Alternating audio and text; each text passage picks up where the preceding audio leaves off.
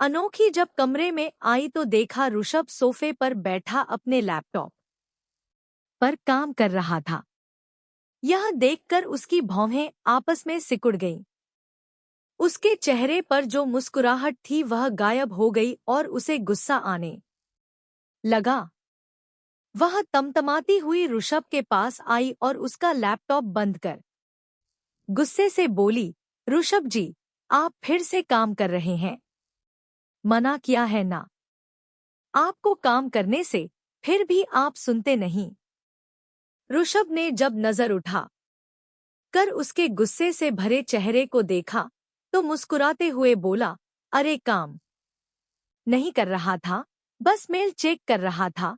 कहते हुए उसने लैपटॉप को वहीं साइड में टेबल पर रख दिया और अनोखी का हाथ पकड़ उसे अपनी गोद में बिठा लिया। अनोखी अभी भी उसी तरह उसे घूर रही थी तो ऋषभ उसकी नाक खींचकर बोला, अरे रख तो दिया ना अभी लैपटॉप साइड में। गुस्सा क्यों नाक पर बैठा रखा है?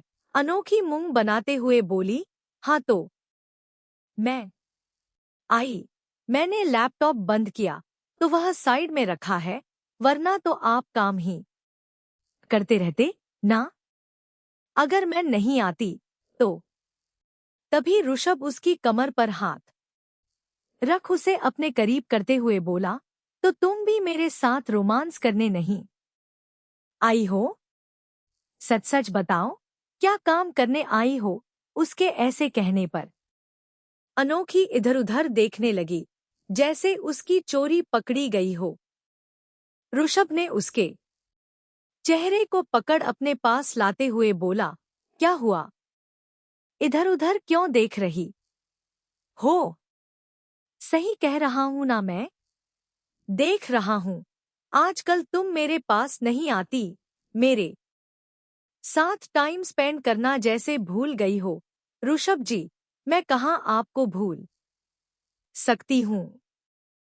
हम तो एक ही घर में रहते हैं, एक ही कमरे में रहते हैं, तो मैं कैसे आपको भूल सकती? हम तो एक ही घर में रहते हैं, एक ही कमरे में रहते हैं, तो मैं कैसे आपको भूल सकती हूँ? अनोखी ने उसकी गर्दन में अपनी दोनों बाहें डालकर उसे मनाते हुए प्यार से कहा। तो ऋषभ उसे घूरकर बोला, ज्यादा मस्का मत लगाओ, जल्दी बताओ, कमरे में क्यों आई थी?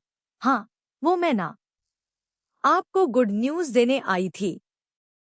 आपको पता है, मैंने शिविका दीदी से बात की, वो अभी भी हार्दिक भैया से प्यार करती है और वो उन्हें मौका भी देने वाली है। बस अगर हार्दिक भैया ने प्रपोज कर दिया एकदम बढ़िया तरीके से तो वो मान जाएंगी। कितना अच्छा है ना? वैसे हार्दिक भैया तो अब तक गुजरात पहुंच गए होंगे ना? अनोखी ने उसकी शर्ट की कॉलर से खेलते हुए कहा। तो ऋषभ सोचते हुए बोला, हाँ, शायद पहुंच गया होगा। तुम्हें दूसरों की लव स्टोरी में बहुत इंटरेस्ट है ना? अपनी लव स्टोरी नहीं बनानी क्या? बनानी? हमारी लव स्टोरी तो हो चुकी।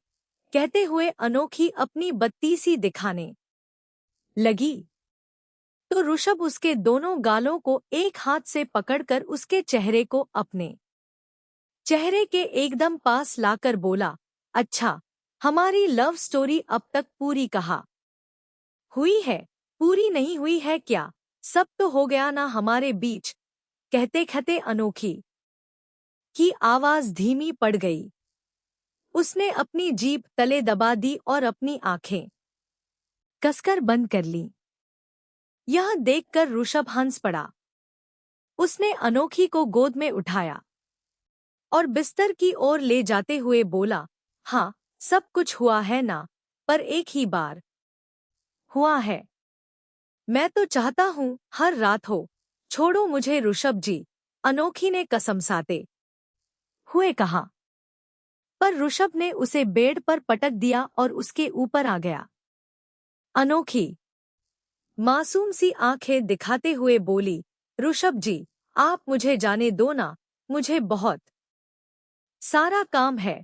हाँ तो मुझे भी बहुत सारा काम है, कहते हुए ऋषभ ने अपनी शर्ट के 3 बटन खोले और अनोखी की गर्दन को चूमने लगा। नहीं, अनोखी की पकड़ बेडशीट पर कस गई। तभी बाहर से किसी ने कमरे का दरवाजा खटखटाया और शोभा की आवाज आई, अनोखी, जल्दी नीचे आ जा बेटा, मुझे काम है। हाँ आई माँ, अनोखी ने तेज आवाज में चिल्लाया और ऋषभ को एक और धक्का दे दिया और बेड से उठ गई। ऋषभ उसे घूरते हुए बोला, बच गई तुम अभी तो, लेकिन रात में तो यहीं पर आओगी ना, तब देखता हूँ कैसे बचती हो। पर अनोखी उसे चिढ़ाती हुई जल्दी से कमरे से भाग गई। उसके ऐसा करने से ऋषभ मुस्कुराने लगा और अपने मन में बोला, तुम्हारी इसी मासूमियत पर तो हर बार मेरा दिल तुम पर आ जाता है। तुम्हारी इस मासूमियत को मैं कभी खोने नहीं दूंगा कपकेक, कहते हुए वह लेट गया।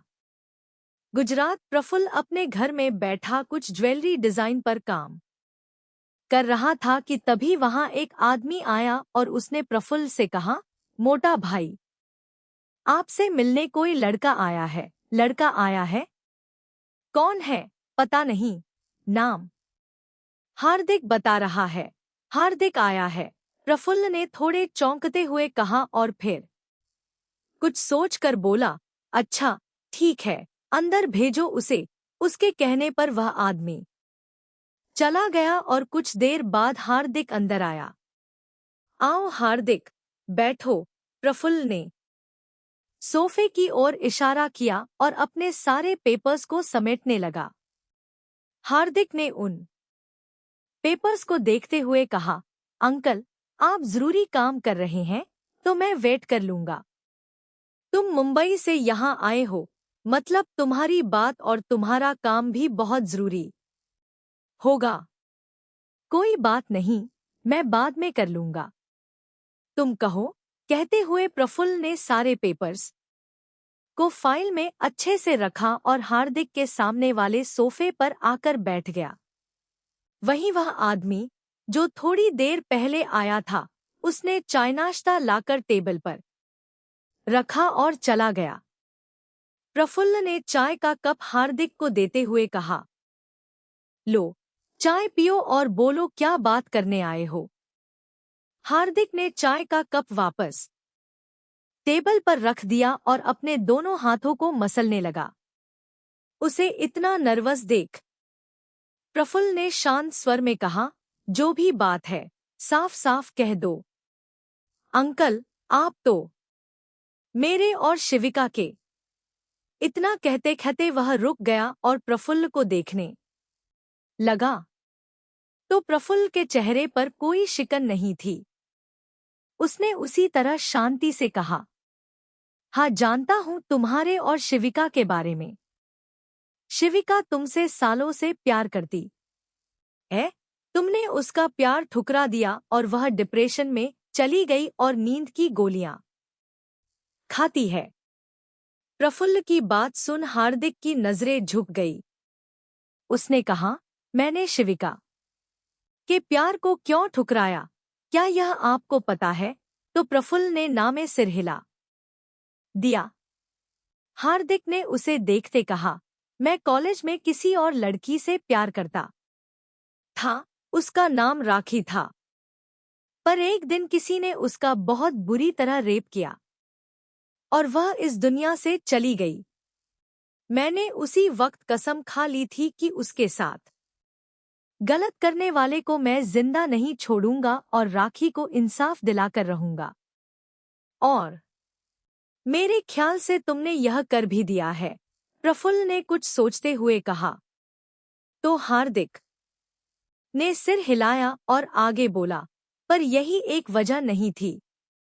मैंने अपने माँ बाप को बचपन में खो दिया।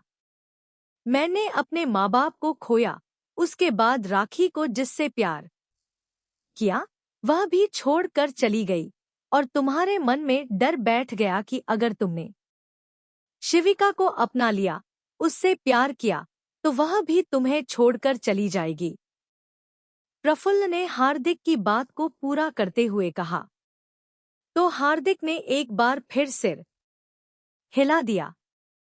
प्रफुल्ल ने चाय का कप टेबल पर रखते हुए कहा, तो तुम यहाँ क्यों आए हो?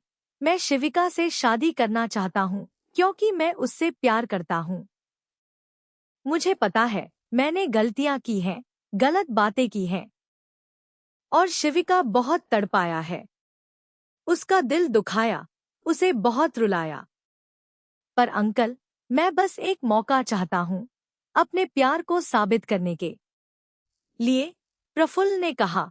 तो तुम यहाँ मेरी बेटी का हाथ मांगने आए हो?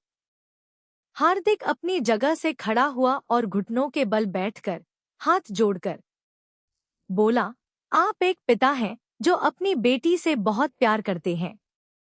मैंने आपकी बेटी को बहुत दर्द दिया है, इसलिए मैं हाथ मांगने से पहले आपसे माफी मांगना चाहता हूँ, अपने किए की सजा चाहता हूँ।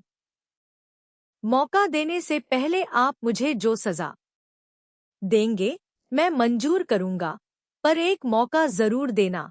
क्या यह मौका तुमने शिविका से मांगा?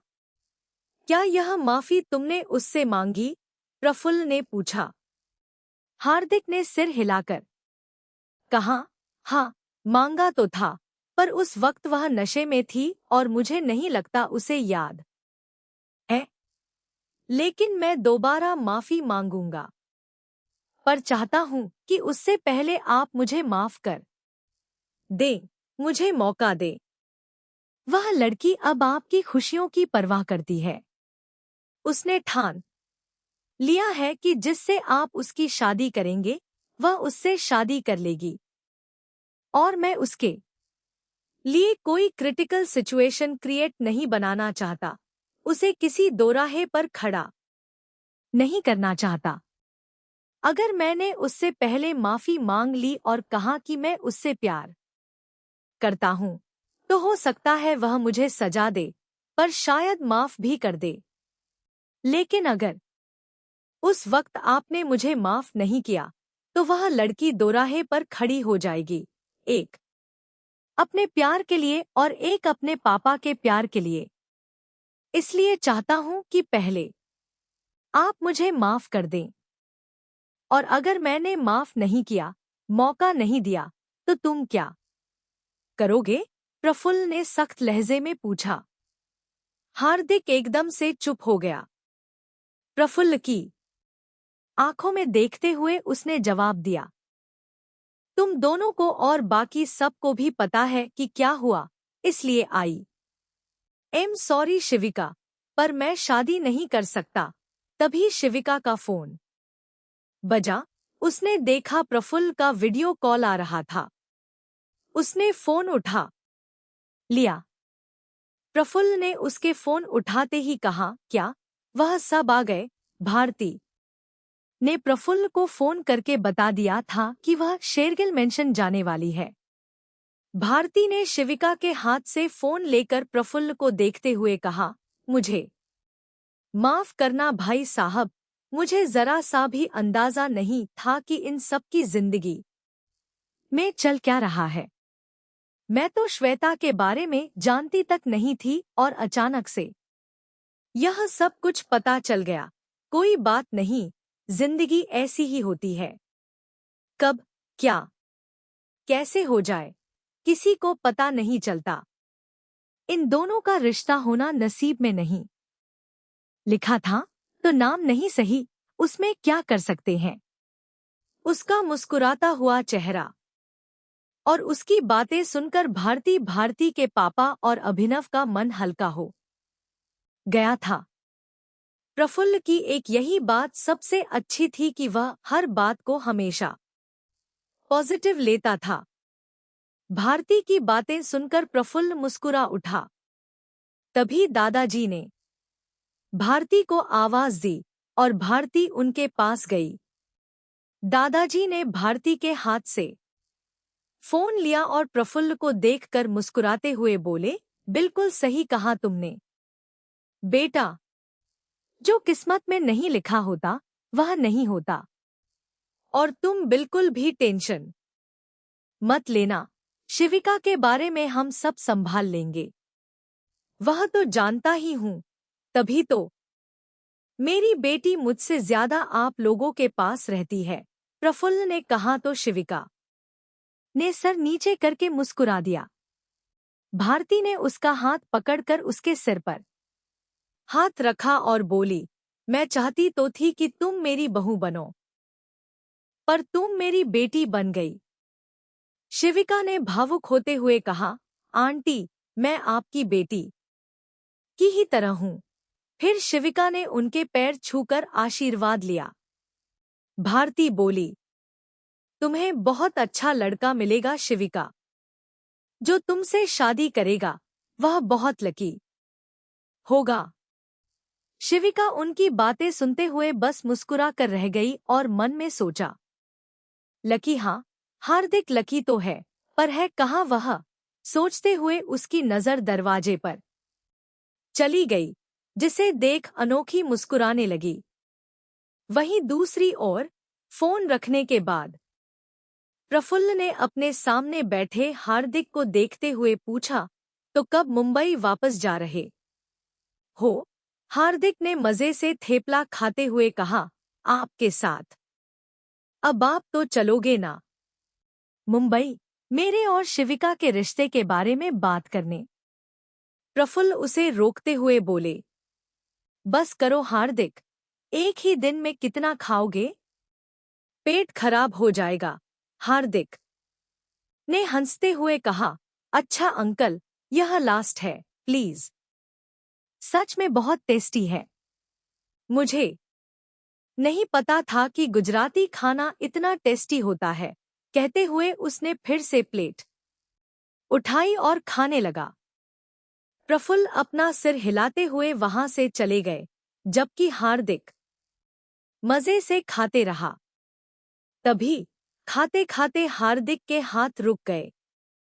उसने थेपला वापस प्लेट में रखा और सोचते हुए बोला, अंकल मान तो जाएंगे, शिविका भी मान जाएगी। शायद कुछ तो करना पड़ेगा, कुछ अलग। कहते हुए उसके होठों पर एक शरारती मुस्कान आ गई। अगले दिन घर में एक बार फिर से माहौल शॉपिंग मॉल जैसा माहौल था, और इस बार ये शनाया की वजह से हुआ था। उसकी तबीयत कुछ ठीक नहीं लग रही थी और उसके पैरों में भी थोड़ी सूजन आ गई थी। अनोखी ने स्वाति को बुलाया था और उसके साथ श्वेता और श्वेत भी आए थे। सभी कपड़े देखने में व्यस्त थे। तभी शोभा ने एक पीले रंग की साड़ी उठाते हुए कहा, अरे, यह कितनी खूबसूरत साड़ी है। सुरेखा, यह तुम पर बहुत अच्छी लगेगी। एक काम करो, इसे हल्दी के लिए पहनना। सुरेखा ने मुस्कुराते हुए कहा, हाँ दीदी, सच में बहुत अच्छी है साड़ी। अनोखी ने हंसते हुए कहा, आप सब हल्दी की शॉपिंग भी अभी कर रहे हो? सुरेखा ने जवाब दिया, हाँ तो शादी में कितना काम होता है, कितनी सारी रस्में होती है, सगाई, हल्दी, मेहंदी, संगीत, रिसेप्शन, शादी, और शादी के बाद भी हजारों काम होते हैं। इसलिए धीरे धीरे शॉपिंग करते जा रहे हैं। सुरेखा की बातों को सुन बाकी सब मुस्कुराने लगे, लेकिन अनोखी का चेहरा उतर गया। उसे अपनी शादी याद आ गई थी, जिसमें कोई रस्म नहीं हुई थी। यहाँ तक कि शादी भी ढंग से नहीं हुई थी। तभी अर्चना ने पूछ लिया, अनु, तुम्हारी शादी कैसे हुई थी? मुझे तो तुमने अपनी शादी की कोई भी फोटो एल्बम नहीं दिखाई। यह सुनते ही वहां खड़े हर एक इंसान खामोश हो गया, और अनोखी भी। उसने अपनी इमोशन को छुपाते हुए शोभा की ओर देखा। शोभा ने अर्चना से कहा, अर्चना, तुम जानती हो कि अनोखी की शादी किन हालातों में हुई थी? इसलिए उसकी शादी की कोई फोटो नहीं है। यह कहते हुए उसकी आवाज धीमी पड़ गई। अनोखी ने मुस्कुराते हुए कहा, हो तो क्या हो गया? अभी सबकी शादियां होंगी ना, तो देखना मैं सैम भैया से कहकर बहुत अच्छे से सजूंगी और ढेर सारी फोटो खिंचवाऊंगी ऋषभ जी के साथ। वो क्या कहते हैं कपल फोटो? पीछे से शिवाय की आवाज आई। सबने उस ओर देखा तो उसके साथ बाकी सभी भी थे जो अभी अभी ऑफिस से आए थे। अनोखी ने मुस्कुराते हुए कहा, हाँ कपल फोटो, ट्विनिंग करेंगे हम दोनों। अनोखी को ऐसे मुस्कुराते देख सब मुस्कुरा दिए। अनोखी बोली, मैं सबके लिए जल्दी से चाय, कॉफी, मिल्कशेक जिसको जो चाहिए सब लेकर आती हूँ। कहते हुए वह किचन में चली गई। लेकिन किचन में आते ही उसकी मुस्कान मुरझा गई। उसने सिर झुकाकर कहा, मेरी शादी में तो कुछ भी नहीं हुआ था। सच में मेरी शादी की तो एक भी फोटो नहीं है। ऋषभ जी उस वक्त कितना नफरत करते थे मुझसे। पीछे से ऋषभ की आवाज आई, अब नहीं है। अनोखी ने मुड़कर देखा। ऋषभ दरवाजे से टेक लगाए हाथ अपनी जेब में डाले हुए खड़ा था और उसका कोट उसके हाथ में था। ऋषभ जी आप? अनोखी ने हैरानी से कहा। ऋषभ उसके पास आया और अनोखी को कमर से पकड़कर किचन के प्लेटफॉर्म पर बैठा दिया। उसके करीब आकर बोला, चेहरा उदास क्यों है? कहाँ चेहरा उदास है? मैं तो खुश हूँ। आपको पता है कितनी अच्छी अच्छी ड्रेस है यहाँ? अनोखी ने कहने की कोशिश की, लेकिन ऋषभ ने उसे एक छोटी सी किस कर दी, जिससे अनोखी के शब्द रुक गए। ऋषभ ने कहा, यह झूठी मुस्कान मेरे सामने मत लाया करो। उसकी बात सुनते ही अनोखी का चेहरा फिर से उदास हो गया। उसने ऋषभ को गले लगाया और बोली, हमारी शादी की तो एक भी फोटो नहीं है, ना ही कोई रस्में हुई थी, ना मुझे आपके नाम की मेहंदी लगी, ना आपकी हल्दी। ऋषभ ने धीरे से उससे कहा, कपकेक, मुझसे शादी करोगी? अनोखी चौंक गई और हैरानी से उसे देखने लगी। क्या कहा आपने? मैंने कहा, मुझसे शादी करोगी? ऋषभ ने फिर से उसके करीब आकर कहा। अनोखी ने कन्फर्म करते हुए पूछा, मतलब सच्ची वाली शादी? हल्दी, मेहंदी, सारी रस्मों के साथ? ऋषभ ने अपनी नाक को उसकी नाक से टच करते हुए कहा, हाँ वही वाली। अनोखी खुशी से उसे गले लगाकर बोली, करूंगी ना, इसमें पूछने वाली क्या बात है? मैं तो पक्का वाला ही करूंगी। ऋषभ मुस्कुराते हुए बोला, तो फिर चलो, मुझे थैंक यू बोलो। किस बात के लिए? अनोखी ने आंखें छोटी करके पूछा।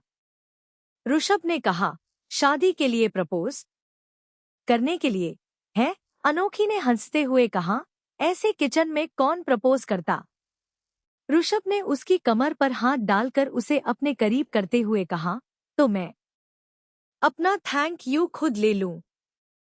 उसके ऐसे करीब करने से उन दोनों के होठ के बीच बस कुछ ही इंच की दूरी रह गई थी और अनोखी ने मुस्कुराते हुए वो दूरी कम कर दी और उसे किस कर लिया। ऋषभ भी उसके सर के पीछे हाथ रख उसे किस करने लगा। तभी वहां किसी के गला साफ करने की आवाज आई। दोनों जल्दी से अलग हुए और देखा कि शोभा और अर्चना खड़ी थी। उन दोनों को देख वे हड़बड़ा गए। अनोखी जल्दी से किचन के प्लेटफॉर्म से उतरी और अपने बालों को सही करते हुए बोली, माँ, मम्मा। ऋषभ भी यहाँ वहाँ देखते हुए बोला, मैं तो बस पानी पीने आया था। इतना बोल वो जल्दी से वहां से चला गया। यह देखकर शोभा और अर्चना की हंसी छूट गई।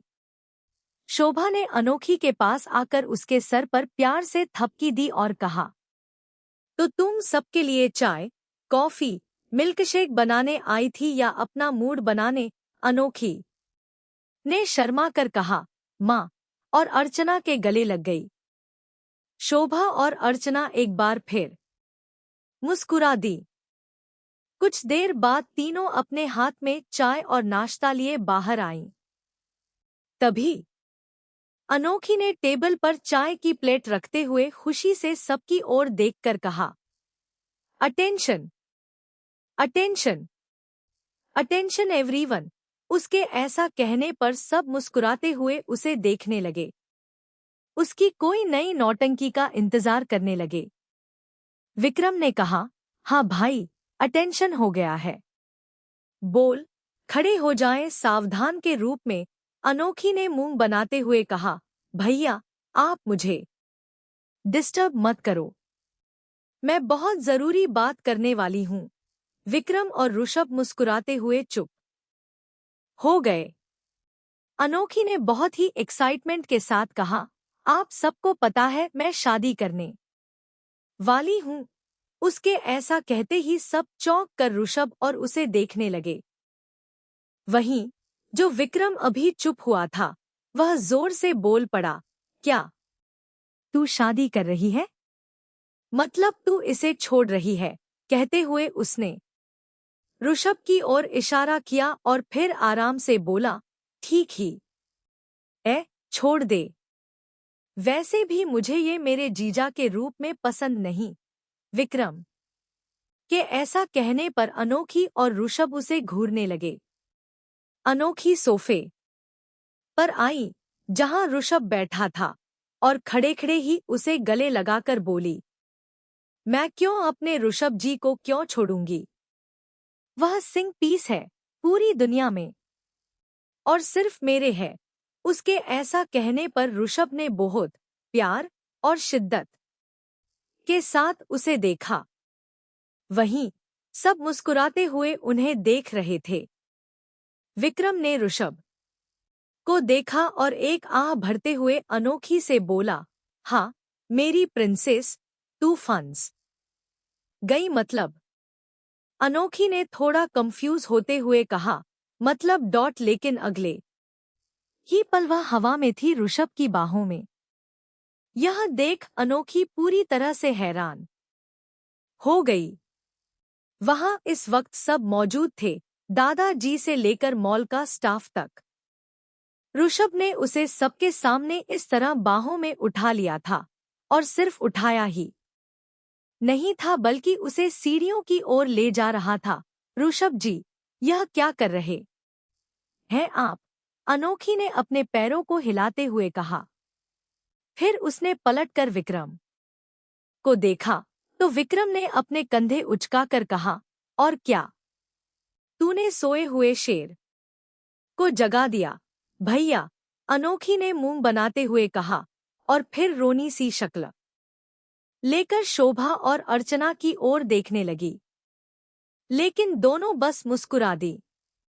यह देख अनोखी को और रोना आ गया। शोभा ने मुस्कुराते हुए कहा, ऋषभ, इसे ज्यादा परेशान मत करना। यह सुनकर ऋषभ के होठों पर मुस्कान आ गई। पर अनोखी का तो मन कर रहा था कि वह अभी यहीं एक गड्ढा खोदे और उसमें कूद जाए।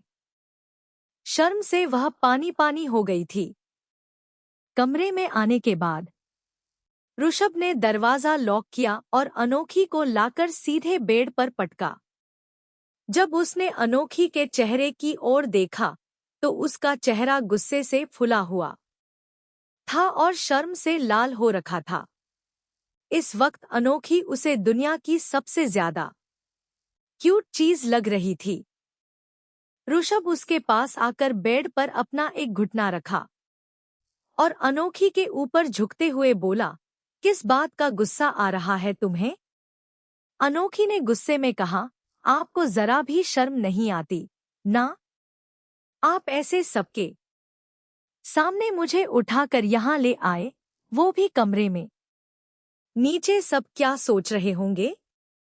ऋषभ उसकी क्यूटनेस और गुस्से को देखकर मुस्कुरा उठा। अनोखी ने उसे धक्का दिया और बेड पर बैठ गई तो ऋषभ ने उसके पास बैठते हुए उसे अपनी ओर खींच लिया और उसकी कमर पर हाथ रखते हुए बोला, क्या सोच रहे होंगे सब? वहां सब बड़े हैं और उनसे ज्यादा तो शादीशुदा है। उन्हें अच्छी तरह पता है कि शादीशुदा कपल कमरे में क्या करता है। ऋषभ उसकी क्यूटनेस और गुस्से को देखकर मुस्कुरा उठा। अनोखी ने उसे धक्का दिया और बेड पर बैठ गई तो ऋषभ ने उसके पास बैठते हुए उसे अपनी ओर खींच लिया और उसकी कमर पर हाथ रखते हुए बोला, क्या सोच रहे होंगे सब? वहां सब बड़े हैं और उनसे ज्यादा तो शादीशुदा है। उन्हें अच्छी तरह पता है कि शादीशुदा कपल कमरे में क्या करता है। उसके ऐसे कहने पर अनोखी ने शर्म से आंखें बंद कर ली और ऋषभ से दूर जाने की कोशिश की, लेकिन ऋषभ ने उसे और करीब खींचते हुए हंसकर कहा, इतनी प्यारी लग रही हो गुस्से में भी, और ये लाल लाल गाल, इन्हें तो मैं ऐसे ही नहीं छोड़ सकता। अनोखी ने उसे फिर से धक्का देने की कोशिश की, लेकिन ऋषभ ने उसे कसकर पकड़ लिया और उसके कान में धीरे से फुसफुसाया, जानती हो, जब तुम इस तरह नाराज होती हो तो तुम्हारी ये प्यारी नाराजगी मुझे और भी ज्यादा तुम्हारे करीब ले आती है। ऋषभ आज कुछ अलग ही बर्ताव कर रहा था और अनोखी को ये पसंद आ रहा था।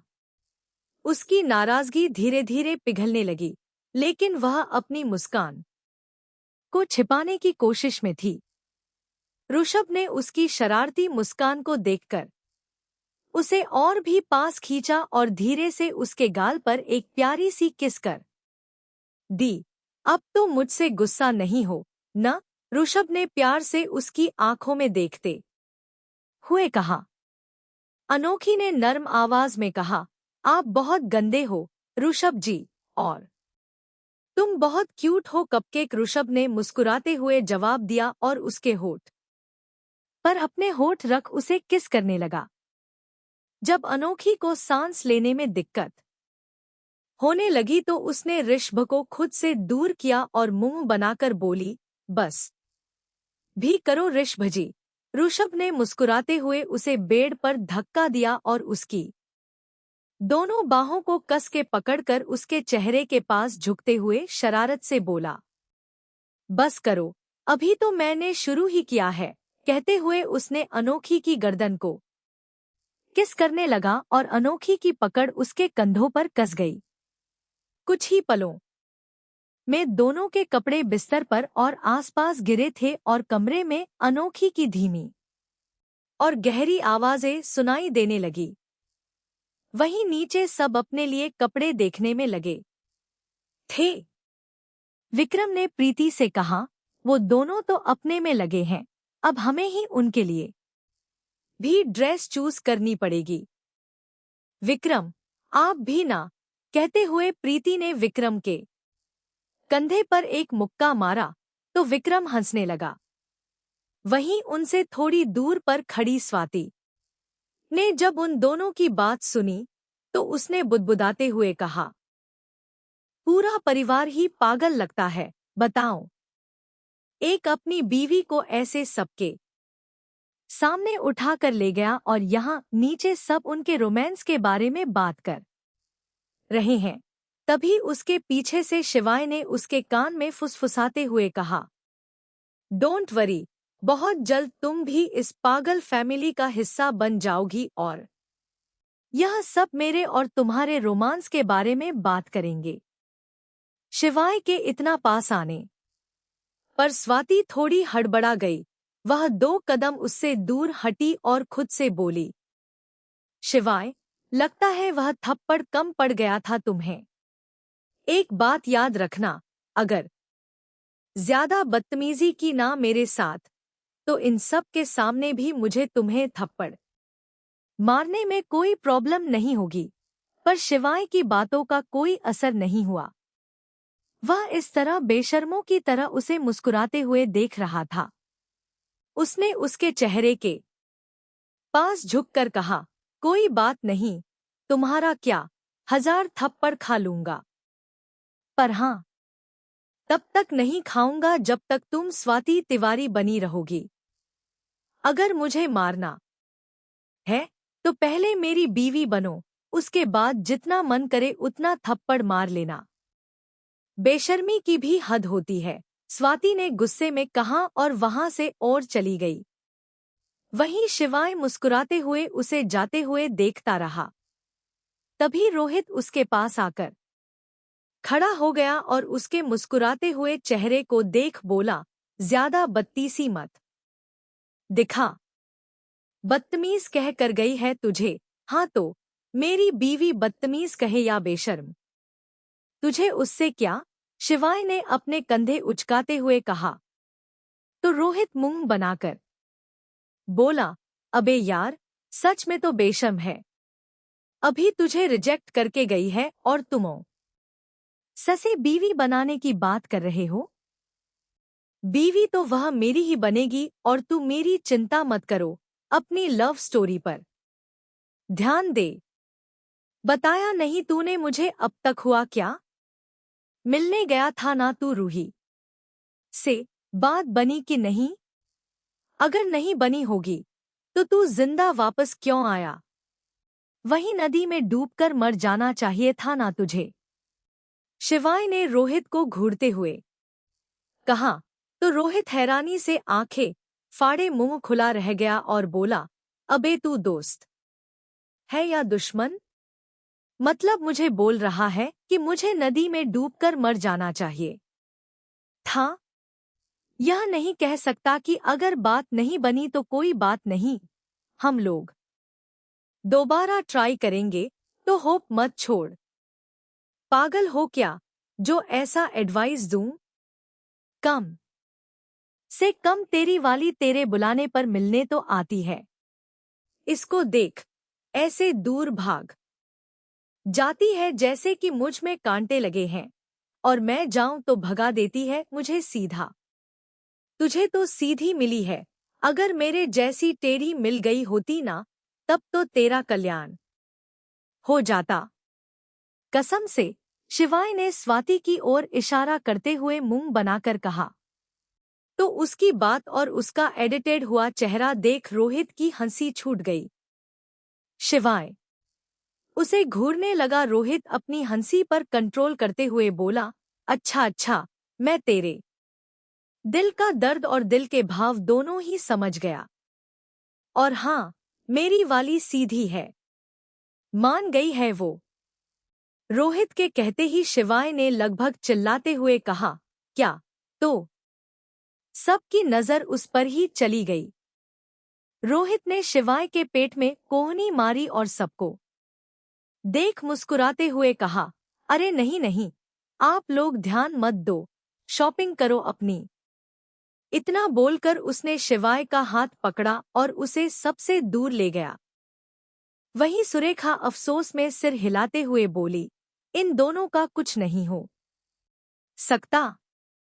न जाने कैसी लड़की इनकी किस्मत में लिखी है।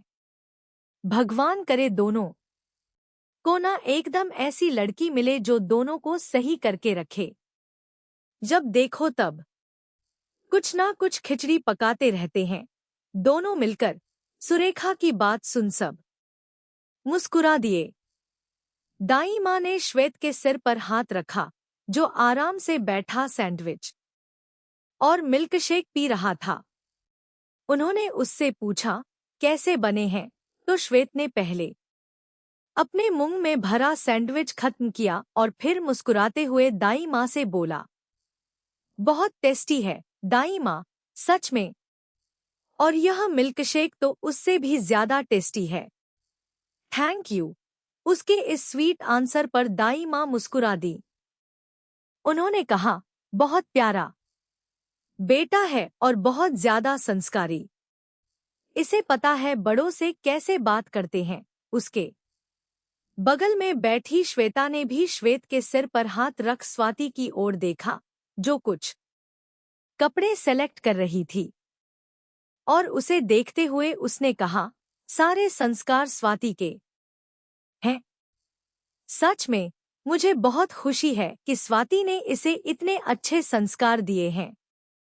आपको पता नहीं है, यह बचपन में ही नहीं बल्कि बड़े होने के बाद भी सबसे बहुत लड़ाई झगड़ा करती थी। माँ पापा हमेशा परेशान रहते थे कि इसे कैसे सुधारें। पर देखो, श्वेत के लिए उसने अपने आप को बदल दिया। कितनी समझदार बन गई है। शोभा ने कुछ सोचा और फिर स्वाति से पूछा, अच्छा स्वाति, तुम्हारी तो अब उम्र भी हो गई है और तुमने कभी सोचा नहीं शादी के में? शादी नहीं करनी है क्या? शोभा की बात सुन स्वाति के हाथ रुक गए और उसकी नजरें दूर खड़े शिवाय पर चली गईं, जो रोहित से बातें कर रहा था। उसने शोभा की ओर देखा और बिना किसी भाव के पर सख्त लहजे में कहा, नहीं आंटी, मुझे शादी नहीं करनी है और ना ही शादी करने में कोई इंटरेस्ट है। मेरे पास मेरी फैमिली है, यही मेरे लिए बहुत है। आप लोग देखिए, मैं आप लोगों के लिए कुछ और अरेंजमेंट करती हूँ। इतना बोलकर वह चली गई और सब उसे जाते हुए देखते रहे। शालिनी ने कहा, यह तो शादी का नाम सुनते ही ऐसे गुस्सा हो गई जैसे हमने शादी की नहीं बल्कि ना जाने क्या ही बात कर दी हो। अगर ऐसे रहेगी ये तो शादी कैसे करेगी? क्या सच में शादी नहीं करेगी कभी? शोभा ने शालिनी की बात सुन मुस्कुराते हुए कहा, जब कंधों पर जिम्मेदारी आती है ना, तो लोग शादी से अक्सर दूर भागने लगते हैं।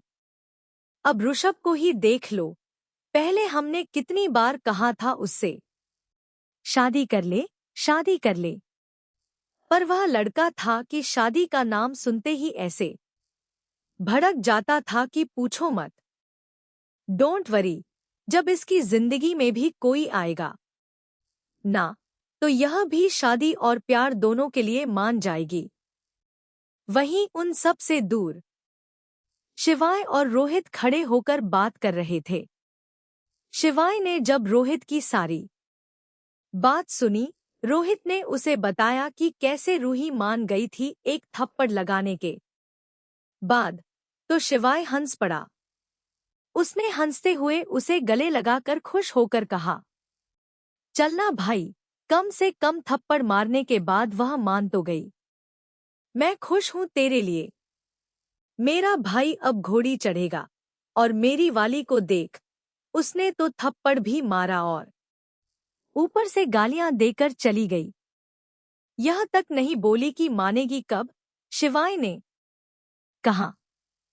तभी रोहित ने एक घूंसा उसके पेट में मार दिया। शिवाय दर्द सहते हुए रोहित को घूरकर बोला, अबे पागल है क्या बे? जब देखो तब पेट पर मार रहा है। अब क्या किया मैंने? उसने तो एक थप्पड़ लगाया था ना। मैं होता तो खुद देता तुझे अच्छे से। एक तो किस करता है बिना परमिशन के, ऊपर से बोल रहा है थप्पड़ मार के गई। थप्पड़ नहीं मारती तो क्या आरती उतारती तेरी? रोहित ने गुस्से से घूरते हुए कहा। तो शिवाय नजरें नीचे कर मिमियाते हुए बोला, हाँ तो मैं क्या करता? वह ऐसे जा रही थी इल्जाम लगाकर मेरे पर। मैं क्या उसे कोई हवसी नजर आता हूँ जो उसकी बॉडी चाहिए बस मुझे, और वह किस तो बस हो गया। मैं तो बस उसे बताना चाहता था कि मुझे प्यार करता हूँ, और ये बताने के लिए तुझे किस ही मिलना, रोहित ने घूरते हुए कहा। तो शिवाय चुप हो गया। फिर रोहित बोला, चल अब जाने दे, जो हो गया उसमें तेरी ही गलती थी। अब मना उसे। कैसे मनाऊं? पास जाते ही काट खाने को दौड़ती है। यह कहते हुए शिवाय स्वाति को देखने लगा, जो अपने काम में मग्न थी। ऋषभ का कमरा रात के कहीं 1-2 बजे जाकर ऋषभ और अनोखी का प्यार खत्म हुआ था। ऋषभ अनोखी को अपनी बाहों में लिए वॉशरूम से बाहर आया। ऋषभ ने इस वक्त बस एक टॉवल लपेट रखा था और अनोखी बाथरोब में थी। ऋषभ ने आराम से उसे बेड पर बैठाया और उसके माथे को किस करके बोला, तुम यहीं रुको मत, मैं कुछ खाने को लेकर आता हूँ और कुछ अच्छा सा लेकर आना। एक तो डिनर भी करने नहीं दिया। रात के 2 बज रहे हैं। अनोखी ने गुस्से से घूरते हुए ऋषभ को मुंह बनाकर कहा तो ऋषभ उसके पास बैठकर शरारत से बोला, वैसे सबसे टेस्टी चीज तो मैं ही हूँ, मुझे ही खा लो। अनोखी ने उसके कंधे पर मारा और जोर से बोली, ऋषभ जी, आप अगर मेरे पास भी आए ना तो मैं कसम से मार दूंगी आपको। उसके ऐसे कहने पर ऋषभ पास पड़ा और उसके होठों पर एक किस कर उठकर चला गया। वह जब चेंज कर नीचे किचन में आया तो देखा अर्चना वहीं थी। उसे देख ऋषभ ने कहा, मॉम, आप यहाँ इस वक्त? कुछ चाहिए था क्या आपको? अर्चना उसकी आवाज सुन पीछे मुड़ी और उसे देख बोली, नहीं, बस पानी पीने आई थी मैं। तो आप क्यों आ गए? सर्वेंट को बुला लेती, वो चला आता। अरे कोई बात नहीं, कहते हुए अर्चना ने पानी का गिलास वापस रख दिया। फिर ऋषभ को देख पूछा, पर तुम इस वक्त यहाँ क्या कर रहे हो? उसका सवाल सुन ऋषभ नजरें चुराते हुए बोला, मैं कप केक के लिए कुछ खाना लेने आया था। अर्चना मुस्कुराते हुए फ्रिज से खाना निकालते हुए बोली, हाँ सही है, भूख लग गई होगी उसे। उसके ऐसा कहने पर ऋषभ हड़बड़ा गया और दूसरी ओर देखने लगा। अर्चना ने खाना माइक्रोवेव में गर्म करने रख दिया और ऋषभ को गौर से देखने लगी।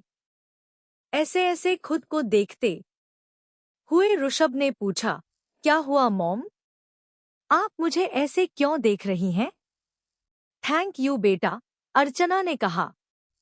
तो ऋषभ चौंक कर पूछा, बैंक यू किस लिए?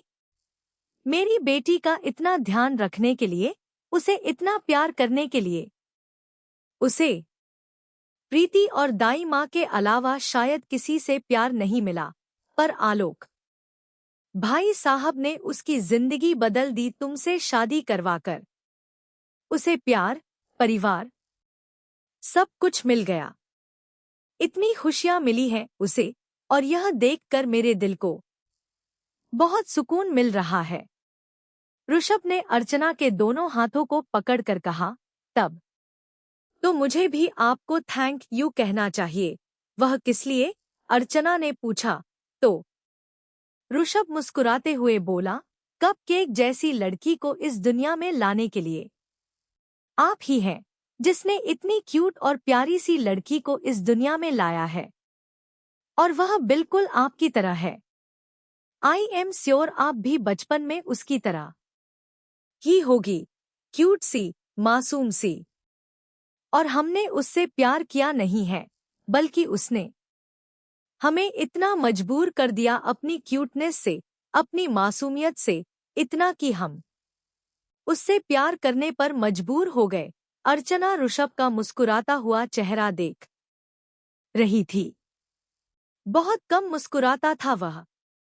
उसके गाल पर हाथ रखकर अर्चना ने कहा, ऐसे ही मुस्कुराया करो बेटा, बहुत अच्छे लगते हो तुम, और ऐसे ही उससे प्यार करते रहना। उसे कभी धोखा मत देना, वह कांच की गुड़िया की तरह है, जो हल्के से खरोच से भी टूट सकती है। उसने बहुत सहा है, उसे और कोई दर्द मत देना। कहते हुए अर्चना थोड़ी इमोशनल हो गई थी। इस पर ऋषभ ने अर्चना के चेहरे को थाम कर प्यार और विश्वास दोनों के साथ कहा, मॉम, दुनिया एक जैसी नहीं होती है। एक गलत हुआ इसका मतलब यह नहीं कि सब गलत होंगे और मैं कपकेक को कभी धोखा देने के बारे में सोच भी नहीं सकता। मैं उससे दूर नहीं रह सकता, सो डोंट वरी। और आप भी पुरानी बातों को भूल जाइए मॉम। जानता हूँ, मुश्किल बहुत है, पर आपका परिवार है ना आपके साथ। आपकी बेटी है ना आपके साथ। वह ऐसी पागलों जैसी हरकत करेगी ना, आपको इतना परेशान करेगी कि आपको बीती बातें याद करने का मौका ही नहीं मिलेगा। एक नंबर की नौटंकी है आपकी बेटी, और वह भी कम पड़ जाए तो विक्रम को कह देना, वो आकर उसकी नौटंकी में उसका साथ दे देगा। ऋषभ ने कहा, तो दोनों ही हंस पड़े। तब तक खाना गर्म हो गया था। अर्चना ने 2 प्लेट में खाना निकालकर ऋषभ को दे दिया और वहां से चली गई। ऋषभ भी खाना लिए रूम में आया तो देखा अनोखी बैठे बैठे फोन चला रही थी। ऋषभ ने उसके हाथ से फोन लेकर साइड टेबल पर रखते हुए कहा, क्या बैठे बैठे फोन चला रही हो? हाँ तो और क्या करूं? आप खाना लेने गए थे या खाना बनाने गए थे? कितना वक्त लगा दिया? अनोखी ने मुंह बनाते हुए कहा। ऋषभ उसके सामने बैठ खाने का निवाला उसके मुंह से सामने करते हुए बोला, किचन में मॉम मिल गई थी तो उन्हीं से बातें कर रहा था। माँ या मम? उसके ऐसे पूछने पर ऋषभ आंखें छोटी कर उसे देखने लगा तो अनोखी मासूमियत से बोली, हाँ तो मैं क्या करूं? आप माँ को भी मॉम बुलाते हो, मम्मा को भी मॉम बुलाते हो, तो मुझे कैसे पता चलेगा कि आप कौन से मॉम की बात कर रहे हो? मम्मा मिल गई थी, बस। अब समझ आया, ऋषभ ने दूसरा निवाला खिलाते हुए कहा तो अनोखी मुस्कुराते हुए सिर हिला दी और फिर अपने मुंह का निवाला खत्म कर बोली, क्या बोल रही थी मम्मा? और वह इतनी रात तक क्यों जाग रही थी? उनकी तबीयत खराब हो गई है क्या? कहते हुए उसके माथे पर चिंता की लकीरें बनाई तो ऋषभ उसे वापस निवाला खिलाते हुए बोला, नहीं, वह बस यूं ही पानी पीने आई थी। अच्छा, अनोखी ने भरे मुंह से कहा। ऋषभ ने फिर निवाला उसकी तरफ किया तो अनोखी निवाला हाथ में लेकर उसे खिलाते हुए बोली, सारा खाना मुझे खिलाओगे क्या? भूख लगी है, इसका मतलब यह थोड़ी कि मैं कुंभकर्ण बन गई हूँ और इतना सारा खाऊंगी। माँ ने आप और मेरे लिए दोनों के लिए दिया है, तो खुद भी खाओ। आपने भी तो डिनर नहीं किया था ना? अनोखी ने कहा तो ऋषभ मुस्कुराते हुए खाने लगा। इसी तरह बातें करते हुए दोनों ने खाना खाया और फिर ऋषभ अनोखी को बाहों में लिए सो गया। अगली सुबह स्वाति का घर स्वाति ने जल्दी जल्दी नाश्ता तैयार किया और श्वेता का टिफिन भी, और श्वेता ने श्वेत को स्कूल जाने के लिए तैयार कर दिया। स्वाति श्वेत को बस तक छोड़ने गई और जब वापस आई तो देखा कि श्वेता किचन साफ कर रही थी। उसे देखकर स्वाति कुछ सोचने लगी। उसने श्वेता का हाथ पकड़ा और उसे बेड पर बिठाया। श्वेता थोड़ी कंफ्यूज होकर स्वाति को देखने लगी और पूछा, क्या हुआ? स्वाति उसके सामने बैठी और उसका दोनों हाथ पकड़कर बोली, श्वेता, तू जब से आई है मैंने तुझसे सवाल नहीं किया है क्योंकि मैं नहीं चाहती थी कि तेरे अंदर का दर्द फिर से उभर आए। पर श्वेता, मैं चाहती हूँ कि तू अपने मन में जो छोटी बड़ी बात दबा कर रखी है उसे मेरे सामने रख। किस बारे में बात कर रही है स्वाति? मेरे मन में ऐसी कोई बात नहीं है, श्वेता ने नजरें चुराते हुए कहा और उसके हाथ से अपना हाथ खींचने लगी। लेकिन स्वाति ने उसके हाथ पर अपनी पकड़ मजबूत कर ली और बोली, श्वेता, मेरी तरफ देख। श्वेता की आंखें अब तक भर चुकी थी। उसने भरी नजरों से स्वाति को देखा। स्वाति ने उसके गाल पर हाथ रखकर कहा, देख श्वेता, तू भी जानती है कि मेरे लिए तेरे और श्वेत के अलावा कोई नहीं है। हम तीनों ही एक दूसरे का परिवार हैं। मैं चाहती हूं कि तू अपने दर्द को परिवार के सामने रख। जब तक यह दर्द तू अपने मन में लिए रहेगी, तू आगे नहीं बढ़ पाएगी। मैं जानती हूं कि तुझे सपने आते हैं और तेरी रातों की नींद उड़ जाती है। एक बार अपने दर्द को सामने रख। मैं कहती हूं ना, तेरा दिल हल्का हो जाएगा, प्लीज। स्वाति के कहने पर श्वेता खुद को संभाल नहीं पाई और फफक कर रो पड़ी। स्वाति ने तुरंत उसे गले लगा लिया और उसकी पीठ सहलाने लगी। श्वेता रोते हुए अपने हर एक दर्द को बता रही थी, कैसे वह आग से बची थी, कैसे कालिंदी के गुंडों ने उसे रंगमहल में लाकर उसका सौदा किया, कैसे उसकी रातें बीती और कैसे वह जिंदा लाश बन गई। श्वेता का मन भले ही हल्का हो रहा था, पर सुनते हुए स्वाति का दिल भारी हो गया था। वह इमेजिन भी नहीं कर पा रही थी कि श्वेता ने क्या क्या सहा होगा, लेकिन उसने अपने आंसू रोकते हुए हिम्मत से श्वेता को अपना कंधा दिया ताकि वह अपने सारे गम निकाल सके। बहुत देर तक रोने और सारी बातें कहने के बाद स्वाति ने अपनी आंखें पोंछी और श्वेता के आंसू भी पोंछते हुए बोली, बस श्वेता, बस। अब तेरे जीवन में वह काली रात कभी नहीं आएगी। तू वापस आ गई है और मैं दोबारा तुझे कभी कोई दर्द नहीं होने दूंगी। तुझे तेरी सारी खुशी दूंगी। बस तू भरोसा रख अपनी बहन पर। मुझ तुझ पर भरोसा है स्वाति। मैं जानती हूं कि तू कभी मेरे साथ गलत नहीं करेगी। भगवान का शुक्र है कि उन्होंने मुझे तेरी जैसी बहन दी है। चल, भगवान को थैंक यू बोलकर आते हैं। उन्होंने तुझे मेरे पास वापस भेजा। थैंक यू तो बनता है ना उनका, स्वाति ने मुस्कुराते हुए कहा। तो श्वेता ने धीरे से अपना सिर हिला दिया। फिर दोनों मंदिर के लिए निकल गए।